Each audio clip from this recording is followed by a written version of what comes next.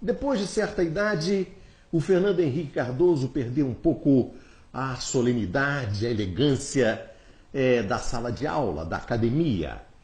E parece ter adotado agora a ética e a linguagem dos bailes funk. Ele seria o FHC quebra-barraco. Nessa hora, vale a pena então recordar alguns dos muitos crimes que ele cometeu contra a Petrobras. Isso aqui é um trabalho elaborado com a ajuda da Associação dos Engenheiros da Petrobras e seu presidente, Fernando Leite Siqueira. Vejamos que em 1993, como ministro da Fazenda, ele fez um corte de 52% no orçamento da Petrobras, previsto para 1994, sem nenhuma fundamentação ou justificativa técnica. Em 94, ainda como ministro da Fazenda, manipulou a estrutura de preços dos derivados de petróleo, de maneira que nos últimos 6 meses que antecederam o Plano Real, de autoria do presidente Itamar Franco, nesse período a Petrobras teve aumentos mensais na sua parcela de combustíveis em torno de valores 8% abaixo da inflação. Em 1995, em fevereiro, já como presidente, ele proibiu a ida de funcionários estatais ao Congresso para impedir que eles informassem os congressistas.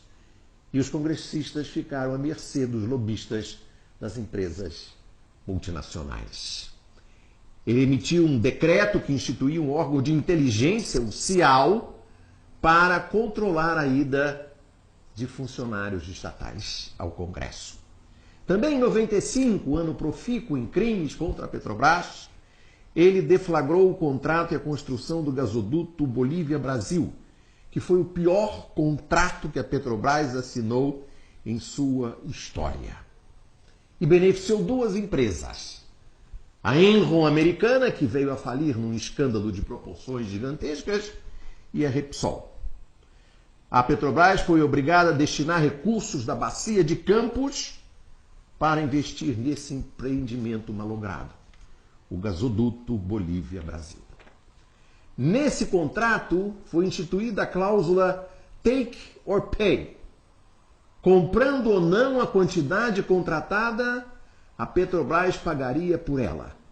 Assim, por mais de 10 anos, pagou cerca de 10 milhões de metros cúbicos sem conseguir vender o produto, o gás, no mercado nacional. Em 95, depois de ser concedido um aumento de salário de 13% aos petroleiros do país, de acordo com minuta assinada pelo então ministro das Minas e Energia, o hoje senador Delcídio Amaral, e pelo ministro da Fazenda, Ciro Gomes. Apesar disso, ele não deu o aumento. Durante uma greve feroz, uma viatura da Rede Globo de televisão foi apreendida nas proximidades de uma refinaria de petróleo, com explosivos dentro, provavelmente pretendendo uma ação de sabotagem que objetivava incriminar os petroleiros. O Tribunal Superior do Trabalho estabeleceu uma multa pesada que inviabilizou a luta dos sindicatos e todos os outros sindicatos, além dos petroleiros. E foi a grande vitória de Fernando Henrique contra o movimento sindical. Em 95, mesmo Fernando Henrique comandou o processo de mudança constitucional da Constituição de 88 para entregar a Petrobras. Ele mudou o conceito de empresa nacional para beneficiar as empresas estrangeiras que passaram a ser nacionais caso estivessem no Brasil, quebrou o monopólio da navegação de cabotagem, quebrou o monopólio do gás canalizado, entregou a distribuição a empresas estrangeiras e quebrou o monopólio estatal de petróleo.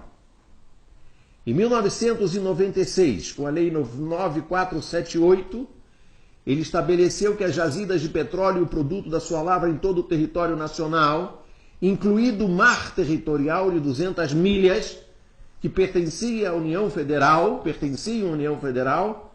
tinha agora uma brecha que feria esses artigos e permitia que empresas estrangeiras utilizassem o antigo monopólio estatal do petróleo.